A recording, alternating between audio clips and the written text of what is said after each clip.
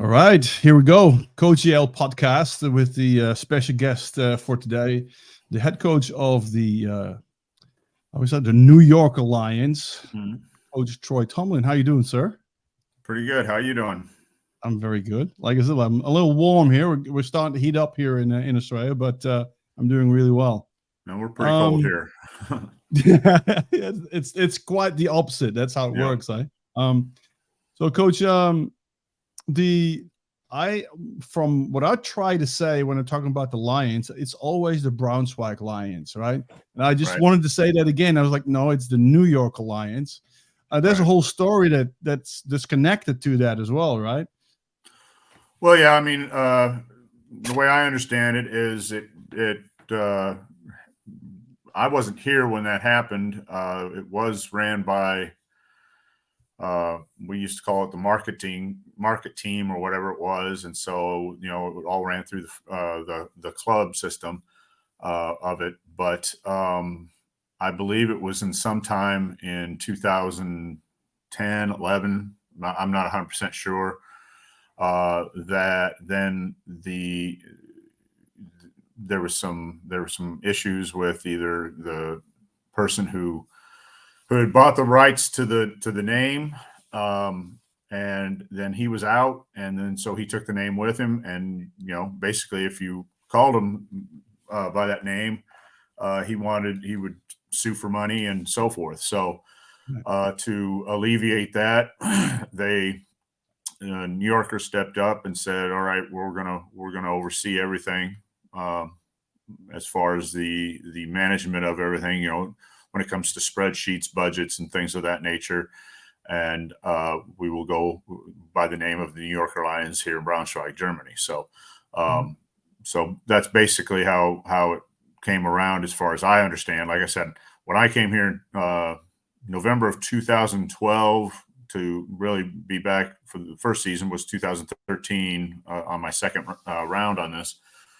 Um, it was already, just the New Yorker Lions as far as I knew, and so that's what it's been. So, Mhm. but when I was here, my first year here was, or my first stint here was from 1994 to 2004, and at that time that was called the Braunschweig Lions. So, Mhm. um, yeah, it's been kind of a transformation and so forth. So, Yeah, like I said, my first time I saw a Lions game was like I think it was '98. So and it's always been Braunschweig Lions for me, right? So it's been hard mhm. to get out of that habit, you know. Right, right. Um, anyway, let's start. The first question of the podcast is always the same. Do you remember where or when we met for the first time, Coach? I was you mentioned that, and I'm trying to rack my brain. I want to say I thought I was at a thing where wasn't a lot of NFL Europe coaches doing some like a clinic talk or something of that nature, and I wanted to say I may have met you there back in 98, 9. I'm not sure, 2000s. Right. Um, but then of course, but I knew who you were when you came to Dresden. So Yeah, uh, I had to have met you sometime at that point in time. I'm not 100% sure. Maybe you know. well, that's it, right? So we have the guest on the podcast, then I have to go back 25 years or so, right? Right. And I think this is one of those too, where I think when you were at the Lions and I came to one of the games, and with Joop Woudenberg, Yeah. and we sort of, we just got introduced. That's on the sideline, Okay. and there was uh memories come back. We went after the game. There was like this after party thing in like a restaurant Yeah, it thing. would have been back in the. That was Pickers downtown, Vickers, that's and right. it was Yeah. called. It was owned by one of our players. He had a similar sports bar in Berlin. And So yeah, that was our after game hangout Yeah. after every home game, and so Yeah. it was quite the Yeah. So, quite the scene. Yeah, so this was my memory too. So Yeah. so I think I met you the first time there on the sideline, just before a game, and then Okay. we went to Pickers. I couldn't remember that, and I had a really good conversation with Les Jackson at that time. Oh So yeah.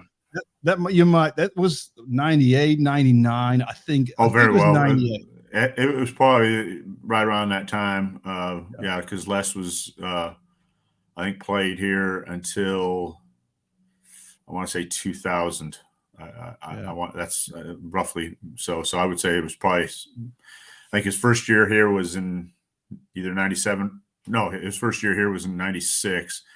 Uh, and I think it was from 96 to 2000. So. yeah, yeah.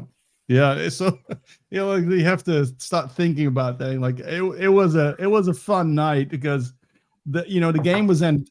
The game actually wasn't a great game. I was against a team in the South, and it was just like a complete ass kicking. Yeah. But being around Pickers and watching Les and whatever all the stuff that happened, after the game was also Yeah. very entertaining. Oh, I imagine those guys were. There were some good guys. There were some characters, that's for sure. Yeah, yeah, it was But awesome. yeah, Yeah, they yeah. like to blow off some steam too after a ball game. So Mm. So, Coach, you already mentioned that you had two stints with the Lions, mm, and you haven't coached any other club in Europe besides the Lions. Am I correct? that's correct. Yeah. Yeah. I've when I first came over here in '94, I was just a young coach. I had been coaching at my alma mater, Simpson College, in Indianola, Iowa. Um, so I played there, and then started coaching as a student assistant, and then was the D line coach for a couple years there, and then in '93, I believe it was, Kent Anderson, and was the brought on as the wide receiver coach there, and he had spent the summer playing out here when Braunschweig was in the second league, Yeah. and I remember sitting down with him at one point in the lunch hall or in the mess hall there on campus. I want to say it was yeah, I think it was a pregame breakfast. We were at home that day, and he mentioned, yeah, the team I played for, they're playing in the relegation game. I didn't know what a relegation game was. I'd never heard of that. We never had that in America. Yeah. Yeah. And he said if they win today, they'll be in the first league. And they're talking about maybe bringing me over as the head coach. I said, there's football in Europe, and so I didn't know at that time. Yeah. And I thought, well, that'd be kind of cool. I'd love to do, I did mention, I'd love to do something like that. That'd be really neat. Just, at that point in my life, I never imagined even seeing Europe or anything like that, or even being outside the country for that matter. Yeah. And one thing led to another. And, he was going to bring me over as the offensive coordinator. And as I remember it, I was planning on just coming out here for a year or two. I mean, that was just for an adventure. I was going to go right back, but then I kind of fell in love with the place, and it became, kind of intoxicating. With the number of fans and how passionate the fans are here in Braunschweig. It really got to where, wow, this is awesome, and there at that point in time, I couldn't imagine doing anything else. And then I met my wife in '99, and then I was gonna stay, and then we lost when Kent then left for Hamburg to be the head coach there, and I then was promoted as the head coach for the 2001 season. Right. And from 2001 to 2004, I was the head coach, and we had success. We went to 2 Euro Bowls and lost one and won one, but we went to 4 straight German Bowls and lost all 4 of those, and the last 3 were by 3 points or less. But unfortunately, then management felt that they wanted to make a change, and they had released me after 2004. And so me and my wife moved back to the United States, and I landed an offensive coordinator position with Westminster College in Fulton, Missouri. And I was out there, and I was happy. We were doing fine. My wife did start wanting to get back to Germany. And in 2012, they were struggling here then at that point. And I got a phone call early in the morning, and they wanted to talk about me coming back out there to be the head coach. At first, I didn't really want to do it, but I knew my wife wanted to get back out here, and at the end of the day, we decided to go ahead and make the move. And I'm glad we did. I've enjoyed a lot of success here on the second round, and I can't imagine coaching anywhere else here in Europe other than here in Braunschweig. So, yeah, this. I always say, well, you create your own luck as well, right? But you started and finished, one of the greatest clubs in Europe. That's not an exaggeration, right? It's the rise, like you said, when they moved up from the GFL2, there was a meteoric rise to the top of Europe really quick, right. Right. So, and you've been there. We've enjoyed a lot of support from New Yorker. I can't understate that enough or overstate that enough. That they've basically anything I've needed, they've been there to support us. Mr. Fritz Knupp is the owner of New Yorker and loves football, and it's just been a tremendous support that we've gotten from them in terms of also being able to get the equipment that we need and everything like that. I mean, Sure. the groundswell started really in 1992 when Dr. Gerald Meyer, who had founded the whole thing, went over to the States, and I don't know how he did it, but he was able to get Coach Jerry Claiborne to come over, and he had been the longtime head coach at Kentucky and I believe also at Tennessee. And he was, before that, he was longtime assistant under Bear Bryant. And so he came over and basically took a ragtag group that didn't know anything what they were doing. Yeah. He showed them, well, you need a blocking sled. He showed them what that looks like, and they made their own blocking sled, and he showed them how to set up practice plans and so forth and things like that. And he brought over with him Dave Likens, who had been a longtime assistant for Coach Claiborne at the University of Kentucky. Right. And so when him and Dave were out here, they kind of set the groundwork for what it needed to do if they wanted to go further up into top ranked football here in Europe. And then, of course, when they brought in Kent, I mean, Kent had a whole new perspective on everything, and he was kind of this wide open offensive guy, and did a tremendous job in terms of really setting the tone on how to do it here in Europe, because it is a little different than in the States. The guys have jobs, they have school. It's harder to you can't practice every day. You can't meet at 8 o'clock in the morning and things like that. But a lot of that, he set that foundation that, I learned a lot from it.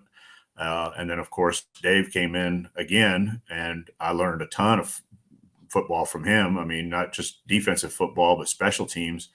Because I was a novice at that point in time when it came to, especially to defensive football. I'd been an offensive guy. I was an old lineman in college. So all that stuff was, I just learned a ton from him.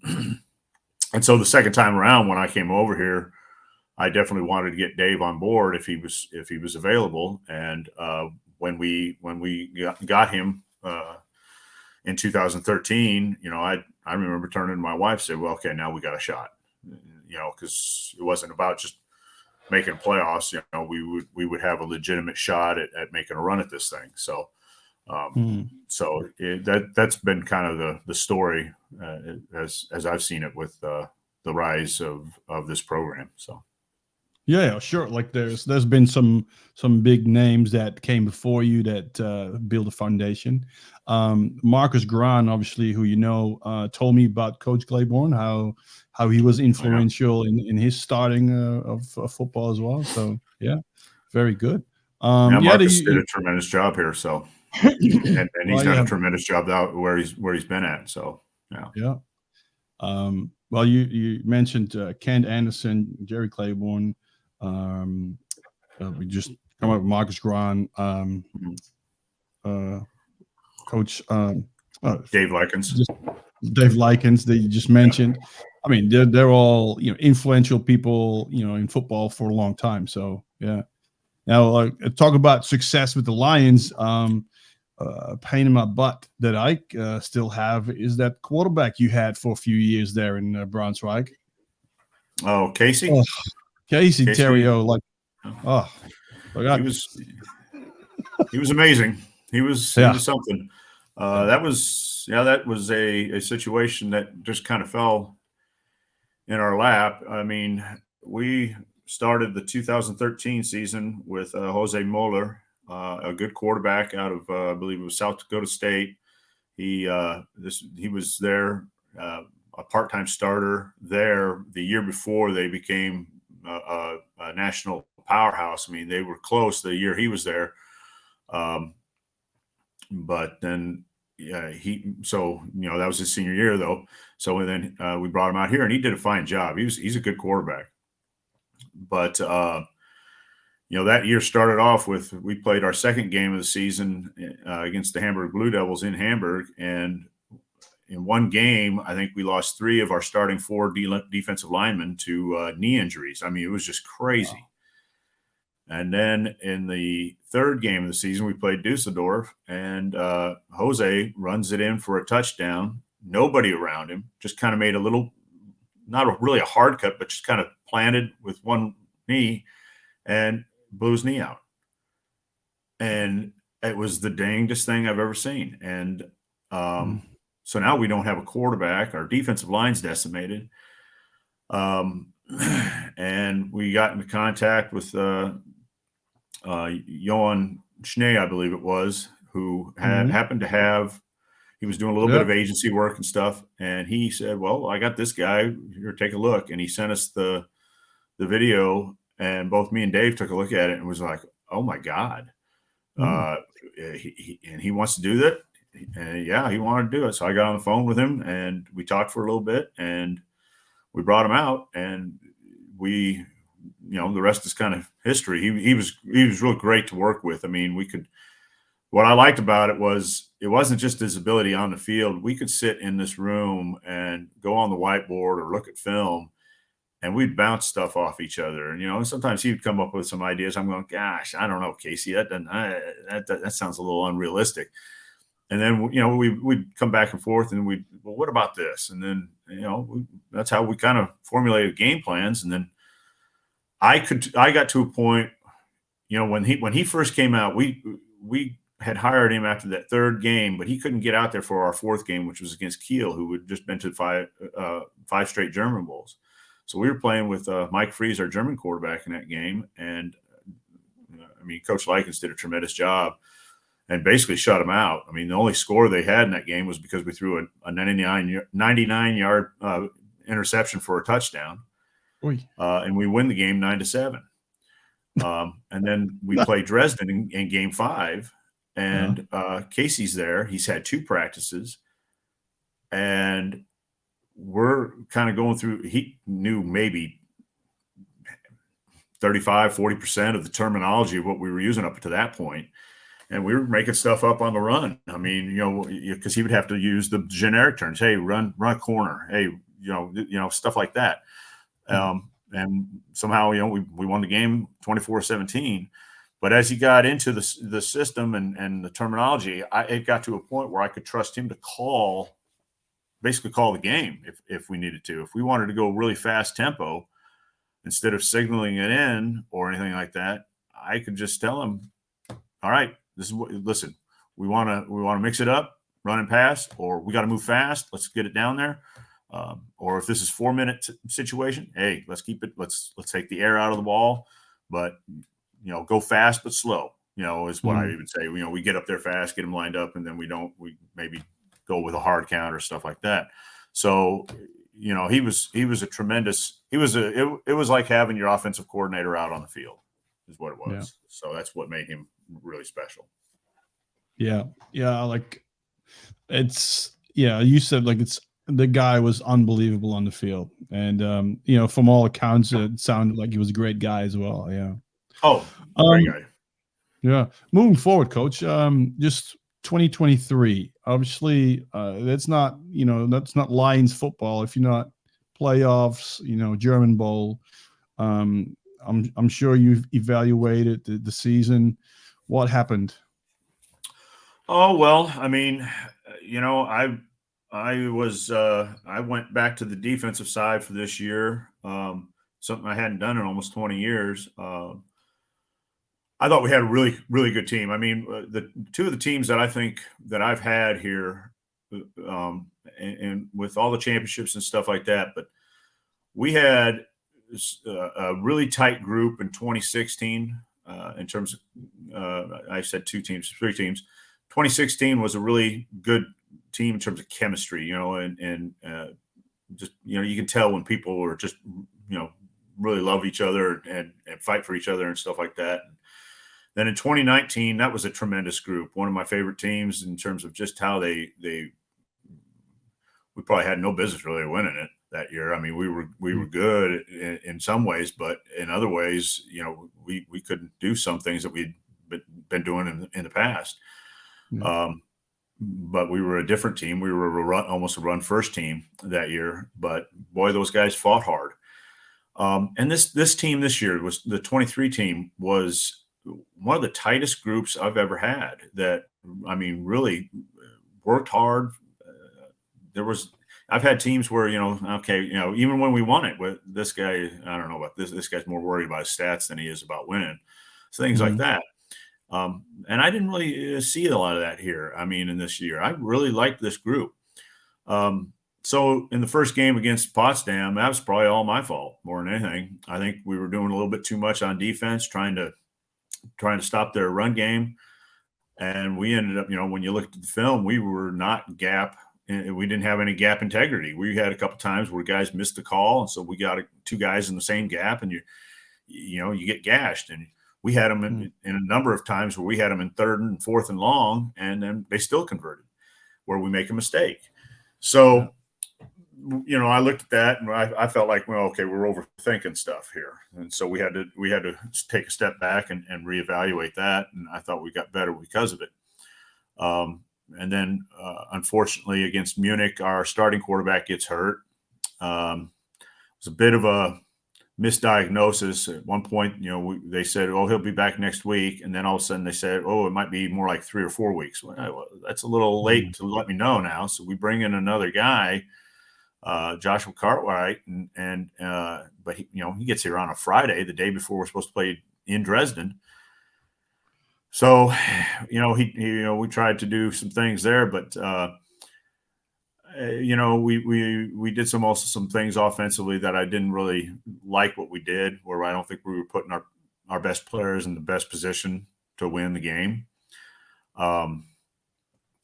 So, we lost that game 24-7. Basically, the only 7 points we scored was on a sack, fumble, return for a touchdown. So we didn't score any points on offense.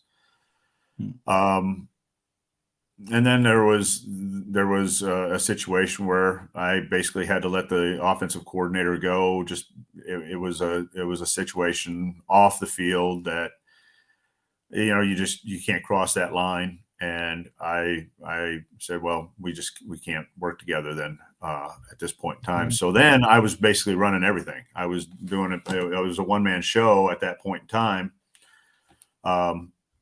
Where I gave, Corey Lyles was our quarterback, and I gave him the responsibility of doing helping with a lot of the breakdowns and things, and that I would meet with him and put in the game plan. And then We would go back and forth for whether I was calling it or he was calling it, and he did a good job. Yeah. But in that semifinal game, I really felt like we had a really good chance of winning the football game. Probably played our best game defensively.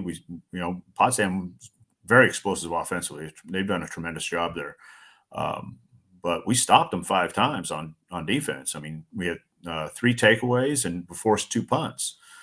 Wow. But 2 of the things that we did that we hadn't done all year is, number one, we muffed a punt, which we hadn't done all year, and we muffed one in the quarterfinals and muffed one in the semifinals. And Jeez. the score was 16-14. We stopped them, and we muff it, and we give it right back to them, and then they go down and score, make it 24-14. And if we catch that punt, and I don't know, we score, and then we're talking about a different type of football game, because we ended up going back down and make it 24-21 at halftime. And then we made another mistake on special teams where the guys had decided to try something else that I didn't approve, and we get stuffed way back there, and we start getting the ball back out of our danger zone, and we throw a flea flicker, and I couldn't see it on film. But one of the refs over there said that we had too many men in the backfield, and I'm like, that was a big call. So those things hurt. And at the end of the day, what I noticed is after the fact was, we had a couple key injuries in the Berlin Rebel game where Luke Meacham was hurt and was out for a number of weeks, and the play before he got hurt was Dwayne Obi got hurt, our running back. Dwayne was able to get back. Both Luke and Dwayne were able to get back by the semifinal game. And, maybe Dwayne wasn't 100%, but he was the league leading rusher before he got hurt. And when I looked at the tape and I realized, oh my God, because during the game, I'm trying to make adjustments with the defense. So I'm not seeing everything that's going on offensively. Yeah. And so after the game, when I looked at the tape, we only ran the ball. We threw the ball 36 times and ran the ball 18 times. That's the official rushes. But of those 18 rushes, 2 of them were sacks. That goes down as a rush by NCAA standards. And the other 4 were quarterback exits or scrambles. So we only ran the ball 12 times. And of those 12, Dwayne only carried the ball 8 times. So I felt like that was probably one of the keys of the ball game. We'd been a running team. We'd been a really good running team and been able to mix it up 50-50. And in that game, we didn't do that. So I told the team afterwards, I thought we were really close. My biggest thing was, we got to have another a coordinator in here. And so that, that's been the priority going into the 24 season. When I look back on our season, we only lost to 2 teams. We lost to Dresden and we lost to Potsdam. So, final record for us was 11-3. There was only 3 teams that had double-digit wins in the regular season. That was Potsdam, Dresden, and us.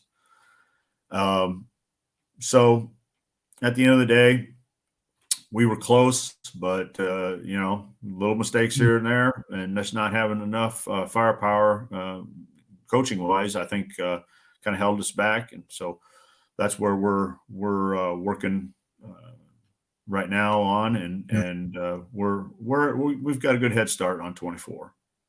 Yeah, good. So talking about 2024, you said not a coordinator. Are you going back to offense? You looking for defense coordinator?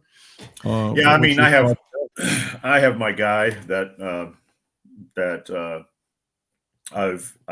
we've pretty much come to a verbal agreement. We're just waiting on all the paperwork to come through. It has to go through New Yorker and all that stuff. So most likely I will be going back on offense and doing that.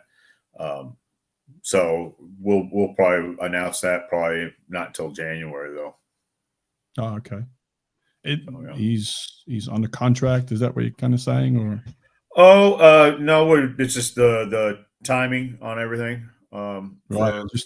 For getting everything settled and for him to come over, and that's kind of when they want to do it, because I think we will be doing our season ticket sales, we usually wait until after January to get that going with the season ticket sales and so forth. It used to be we would do season ticket sales right before, starting of December, so people would buy them for Christmas presents. But Yeah. the only problem with that is some of these, some of the teams, if one of them folds out of nowhere and where you're not expecting it, Yeah. it really messes up your home schedule because you're counting on that home game, and now you got to figure out, okay, what do we do here? We got to find something for the fans. We sold them tickets based on 6 home games or 7 home games, whatever it was. Yeah. So the issue is just try to wait, as long as you can before you make any big move like that. So they, marketing wise and all that stuff, we'd like to wait till probably January to make the announcement. Yeah. That makes sense. So one of the bigger football topics in Europe for the last couple of years, the European League of American Football. Right. We've talked, when it first started, we've communicated about this a little bit. What is your view on GFL, L football together at the same time? Where is this all going? Well, first of all, I mean, when it comes to football, I think having more football teams, more football leagues, there's nothing wrong with that. I mean, as a football coach, it's more job opportunities, more opportunities for more players to play the game and so forth. So I think I think that's a good thing in that regard. Just from my perspective, my biggest concern, and I see this in whether it be the ELF or the GFL, is to make sure that these players are taken care of, that they have the opportunity to make sure that they're insured and that everything's done right, especially that they're able to have the security that if an injury was to occur, that they can get the proper rehab and so forth, so that you can get them back to close to 100% as possible, even if they're not going to play the rest of the season. So that's my biggest thing, whether it be, and it really doesn't matter which league it is. I haven't been in the ELF, so I don't know how they do things, but for us, what we do here is we make sure that these guys have their, everything's done 100% correct. They get a pay stub at the end of the month, especially for the import players that are paid, and they have their health insurance, and then of course the possibility, the workman's compensation type insurance. And God forbid there's a serious injury where a player's out for more than 6 weeks, then he's still on our payroll for 6 weeks, and then after that the insurance kicks in and then supplements what he was getting, plus make sure he's got the rehab. All those costs are covered. So these players aren't coming from halfway around the world and all of a sudden they're unemployed and they don't have insurance and all that stuff. So that's not the case here for us, and that's how we always do it. So sounds a little bit like you've heard some examples from other teams that sort of say like this is not heading in the right direction, or I mean, well, in both leagues, I mean, yeah, sure. Teams have all out of nowhere just gone. Last year was the Leipzig Kings in the ELF. They folded in the middle of the year, and in our league, long time traditional power, all of a sudden said we're not going to have a football season. And that was Cologne Crocodiles. I mean, and they went to the semifinals the year before. So, it is hard to do football here in Europe in some ways. I understand that. I don't know the reason why that happens, that some of those teams fall apart. I don't know if it's conflicts and egos, if it's a management misstep. I really couldn't tell you. But I do see those things happen, and I just wish for the good of the whole game is that people just kind of slow down. Let's be realistic on what we can and cannot do, and then go from there. You know, I know we've had a lot of success here and we've won a lot of championships, but the first thing is that, you know, my task is to make sure that we are within our budget, that, you know, we can't just spend at all costs just to win the championship. You know, it has to be done within a structure. And, you know, I think that's one of the reasons why we've been, you know, and we do have a tremendous sponsor, don't get me wrong, but it's one of the reasons why I think we've been generally in a pretty safe position. So, yeah.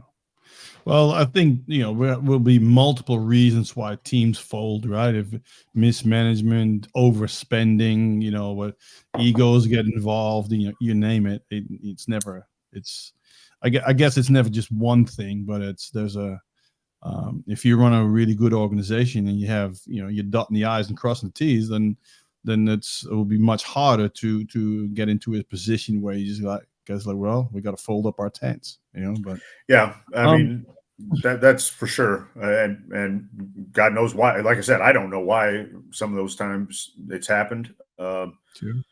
I can only speculate what that is, or, you know, and then you hear the stories and stuff like that, but, you know, that's all hearsay. So what can you say? Right, that's right. So in regards to Elf, like you said, look, you went in. We talked when, you know, when it first started. Have your thoughts on the Elf sort of changed at all, or, you know, because you were wondering, yeah, how is this going to work financially? Can we do all these things? And have you got any new information that sort of changed your mind a little bit? I think they do a great job in terms of promoting the game.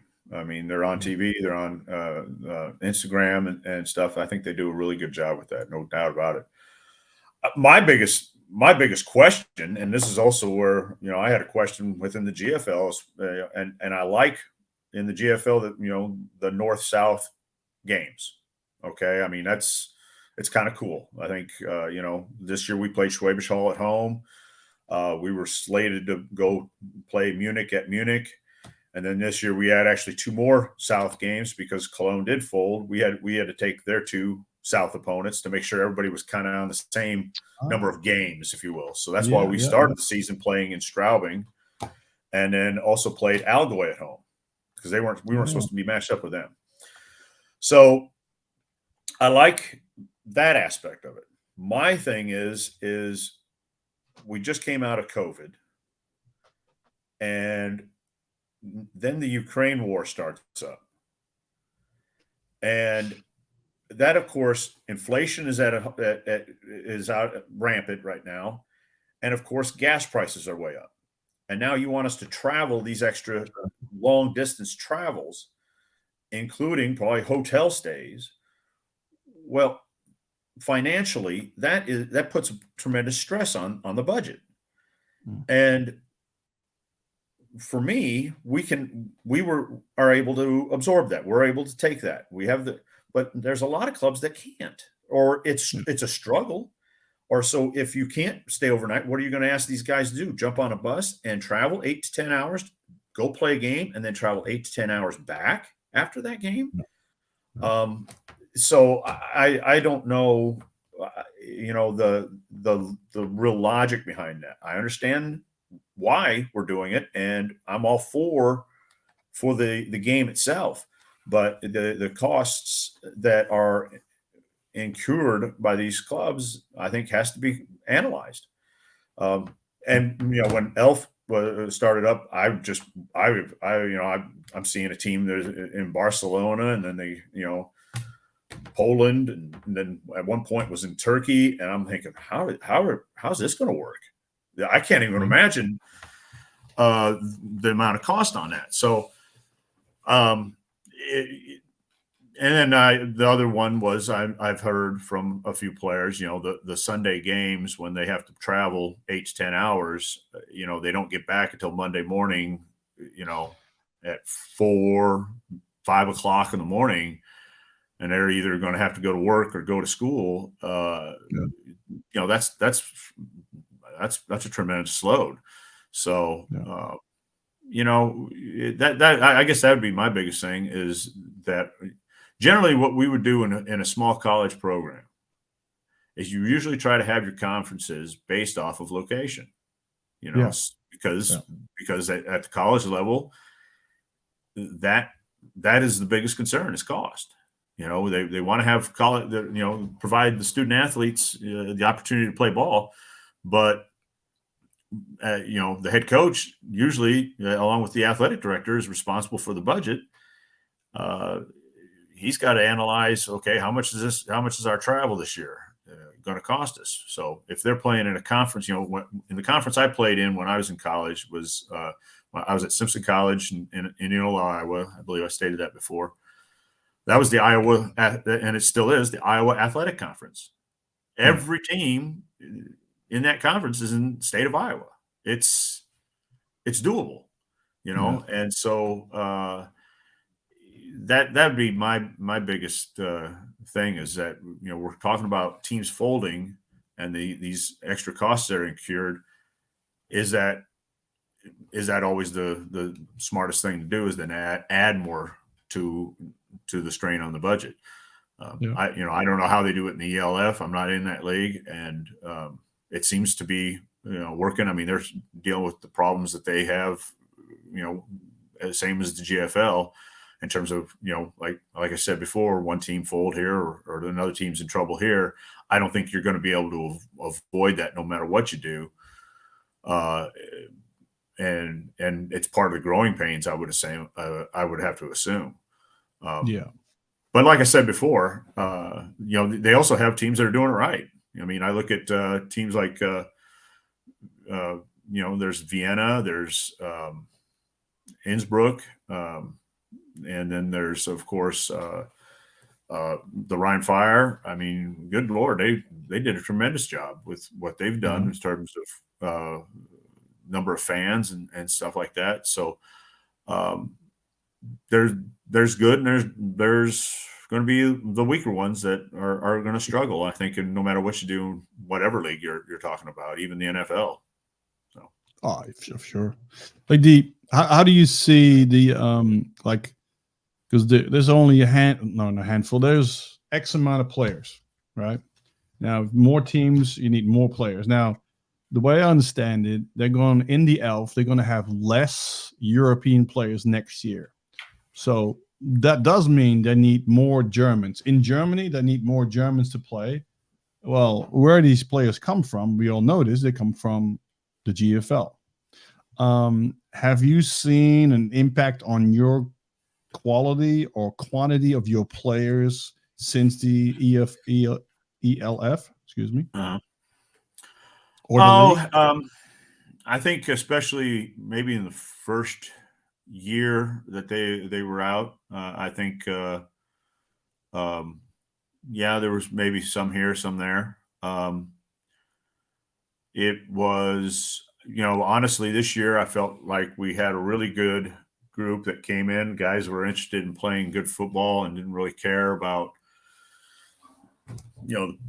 one, whether it be one league or the other. They want to be in a position where they play really good football. So, I mean, we have basically the way that everything's been structured here is that it's like a college program. So, I'm in my office right here. Our offices are right outside from here is 3 full grass practice fields that we can use. We have a partial, it's about a 60, 70-yard artificial turf field, because that's what they can fit in there, but it's got football lines, hash marks, everything like that. Goalpost down there as well, because that way we can send the kicker down there to get some work while we're using the other fields. Mm-hmm. We have physios, or in America we'd call them athletic trainers, but physios on field to take care of the players, tape them, whatever. Team doctors. We have with Hugia and Fitnessland, workout studios where the guys can get real, first class workouts, along with even ice baths and sauna and all those type of things. So, the idea here is you're not going to get rich playing football in Europe, but the big thing for us, our big goal is that these guys are able to come out here and play, just worry about playing football and not worry about all the other, the stress of whether or not they're going to get paid or if they, got to go buy a helmet or all that stuff. I mean, we have an equipment room with helmets and shoulder pads and knee braces for old linemen. So all those things, make it more than a joy, I guess, for the player to come out here and play good football, and that's all they got to do. So, to answer your question, I noticed the biggest thing that I've noticed is everybody wants linemen, because I think good linemen are hard to find. I mean, especially O linemen. You can get away with it on defense maybe by putting a little bit undersized guy, but he's so quick and strong, he can shoot the gap or something like that. But with O linemen, especially when I first came over here, what I noticed is that most guys thought, okay, if I'm going to play O line, I have to get big. Well, the way they were getting big was eating, Cheetos and Oreos. Donuts. Exactly. And that, that's not the right way to do it. So you can't be fat and unable to move and still be a good offensive lineman. So I think that's where usually I see the greatest disparities in terms of talent. Usually the defensive lines here are so much better than most offensive lines because, those old linemen haven't been taught, okay, you got to still watch your nutrition. You still got to work on your athletic ability. It's not just about lifting weights and doing squats. You need to get yourself on a speed ladder. You need to do agility stuff. You need to work on footwork, because in order for us to be a good offensive line, you guys got to be able to step in time with each other. I've always kind of compared it to being it's the greatest, biggest ballet you've ever seen, is because those guys, each one of those guys have to be connected to the other. And, when you talk about players, you talk about individual players, but when you talk about the O-line, that's like one big player. So that's where I've seen the biggest competition, to be quite honest with you, is that, everybody wants linemen and wants the big guys. Not that the smaller guys, DBs, great wide receivers, running back, all that stuff is important, of course. But it seems like there's probably a larger number out there that's available than in terms of good linemen that are able to do the job. So, no doubt. There's more DBs, wide receivers out there than there is big fellas, right? At least quality. Yes, also, yeah. But with that, that's why I'm thinking if the ELF is if they're successful getting quality Germans to their teams, right? Then is there a way to get more Europeans on the GFL teams? Because if they can only have a limited number of Europeans on their teams, then the GFL can make up for some lack of talent from some other guys from other countries, right? Right. So, but then you think, all right, ITC problem, 10 a year, so is that going to be an issue? Like, do you know that the GFL has been talking about anything like that to loosen that up? Well, it's there's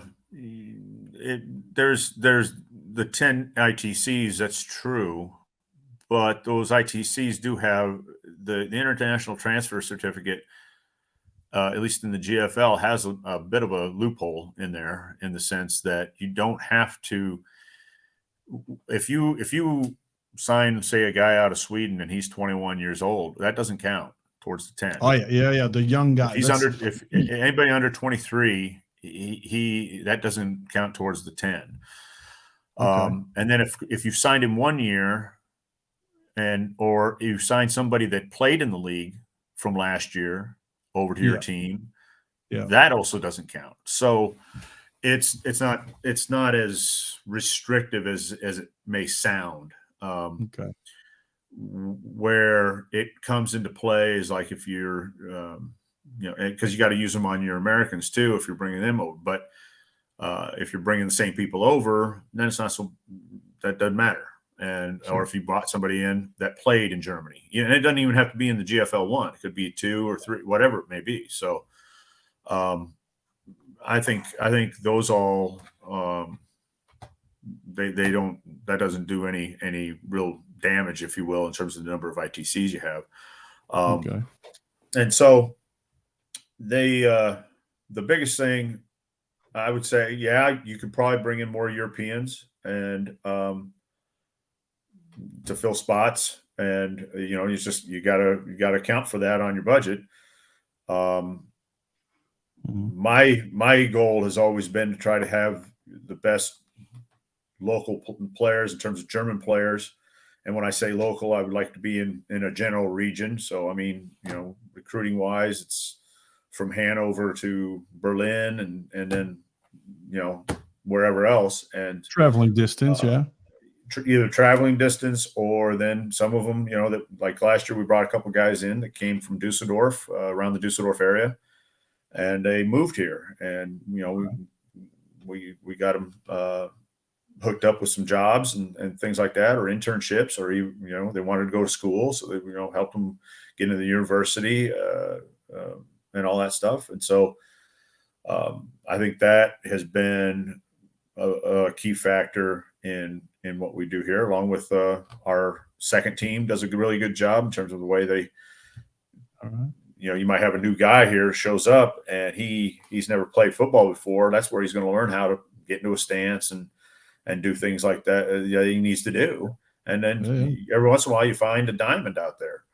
And then, of course, our youth programs have been tremendous for us. And they do a really good job of trying to get these guys up to a level where, when they turn 19 or 20 now the rule is it's under 20. So if once they turn 20, that they can move up to the first team and be ready to play good football there. So. Yeah. So to round this off, Coach, so where do you see the future of the GFL and the ELF, together and going forward? A lot of this, the ELF, a lot of teams weren't happy with how the GFL was promoted, where it was going, how it was, all that kind of stuff, and that's how people came up with the ELF. I mean, that's in theory anyway. That's what people hear. Where do you see the future of football, of both leagues working together? Yeah, I really don't know. I'm not privy to those type of conversations. I would say this. My biggest thing is that, what are we trying to accomplish here? And that is, is the promotion of the game in terms of just American football in whole. I don't know if the at the end of the day that the two leagues will come together. Okay, that's fine with me. I've seen that happen. Maybe they don't. Maybe there's no desire on either side to work with that. All right. I think what we have right now for this league is still secure because of the fact that it is a club system. So, there's certain securities that are in place there because that's how the especially in Germany, the club system works. Yeah. All I know is this. I thought the time that we really missed out on the best opportunity from a GFL standpoint, it goes way back. I mean, it's a long time ago.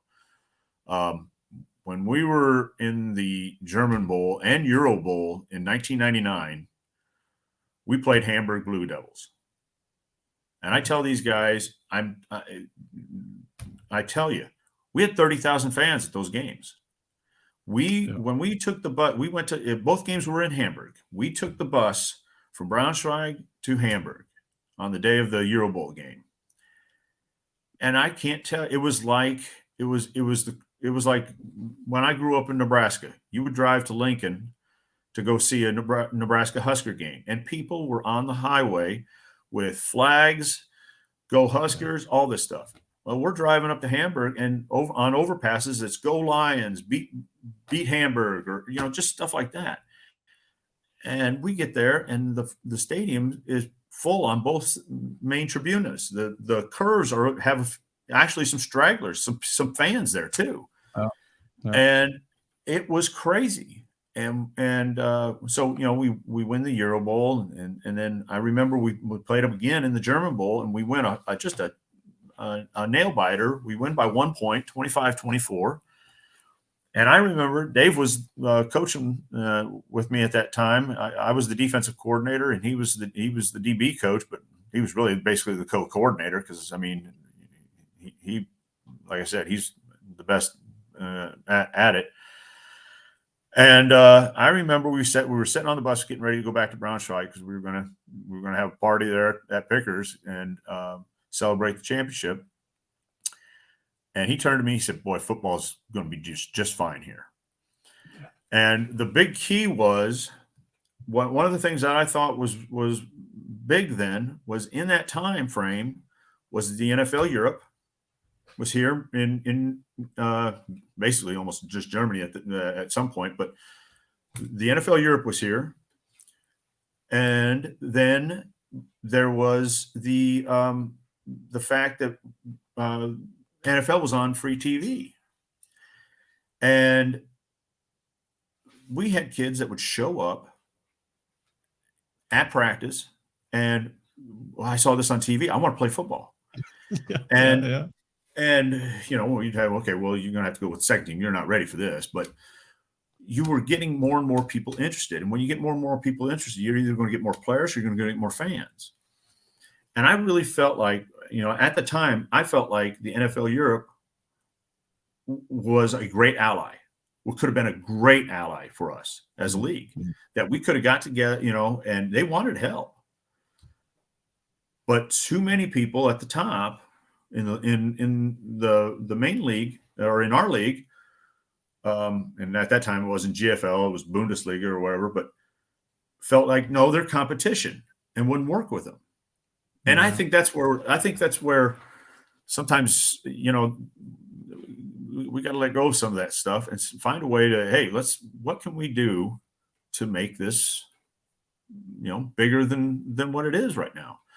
So I don't know how you do that. I'm not smart enough to know that. There's no way. I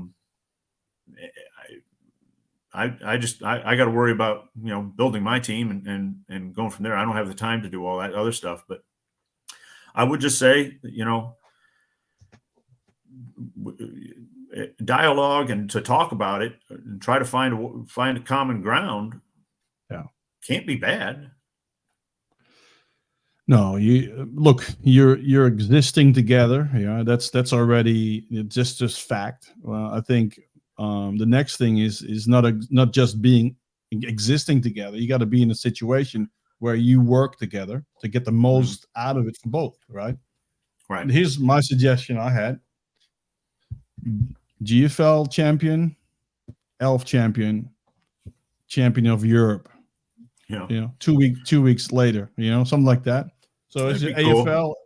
AFL, NFL. I just don't know how you do it because the rules are so different. Yeah, that's true. Yeah. They play by the NFL rules. We play by college rules. Yeah.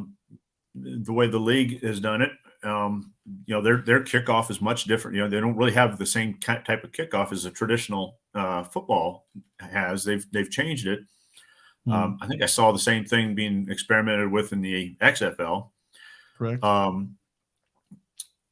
So I don't know how that would be done. And then of course the hash marks are different because it's NFL rules as opposed to college. Yeah. PAT is different. We're still lining the ball up at the 2-3 yard line, and for us 3 yard line. If we want to go for 2, it's still at the 3. But if they go for 2, it's at the 2. And if they kick it, then they're lining the ball up where at the 15. So I don't know how that would be done. Maybe on an alternating basis, maybe similar to Major League Baseball, where It used to be National League had no designated hitter. The American League did. Yeah. So depending on what ballpark they were in during the World Series, they would alternate between those two rules. Yeah. Maybe you go alternating years. On even years, it's college rules, and on odd years, it's the pro rules. I don't know. Or maybe they changed the rules altogether. I really don't know. Yeah. Like I haven't thought that well through, but the rules are very different. Exactly. Right. What blew me away when I heard like 15-minute quarters. I was like, oh my God. Like that's another one. Now the 15-minute quarters. Like, oh my, it's 5 quarters in the game. Like, well, yeah, I mean, compared to what, because we play 12-minute quarters, and I see both arguments on both sides. I really do. It's just, especially when it's 30, 35 degrees, you're in the middle of summer, and your roster is. That's also, I think, a little different too. What do they have? 53. In the NFL, and we have 50, but it's not. Not everybody's at that tip-top condition, if you will, compared to an NFL player.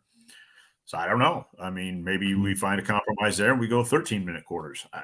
Yeah. I wouldn't be surprised at some point in time that, and they've kind of done that anyways with the clock rules in the NFL and now college. They're trying to make the games shorter. Now they don't stop the clock after a first down in college rules, and unless it's the last 2 minutes. And the pro rules have been it's still running even if you go out of bounds and so forth, only incomplete passes. So, but I've always said that I wouldn't be surprised if we don't see 13-minute quarters even in the States because of concern of head injuries, because the more fatigued you get.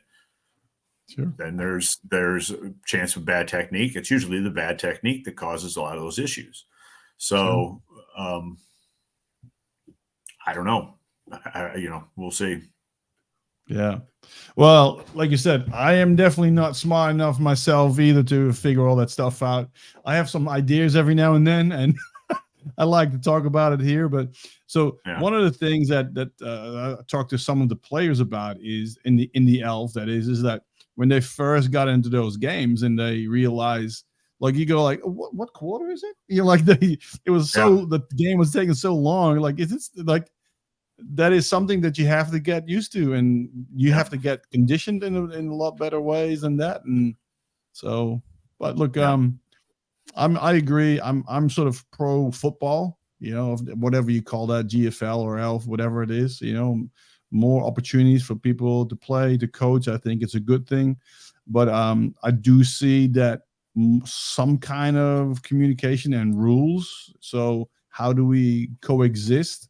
I think that is beneficial for both leagues, and then because it's for both leagues, it's beneficial for football. Yeah, I'm always for football, so it's that's my thing. Oh, that's it.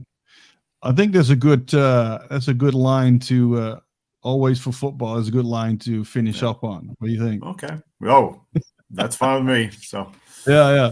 It was great talking to you, Coach. I'd like to invite you, if you have time, maybe in preseason, how things are going for your Lions, to have another chat. If you have the time, you find the time. Sure, that's love fine. to do it again. Yeah. And let me see. This is Friday morning for you, right? So enjoy your day and your weekend. Well, thank you. You too. Yep. Enjoy your evening. Right. Hope it's absolutely cools off a little bit there for you. Yeah, we do have air conditioning in the bedroom, because otherwise I wouldn't be able to sleep. So, but thanks for the concern. Right. I'll talk to you later. Thank you. All right, John. Thank you very much. See you. Bye-bye. Bye-bye. Bye.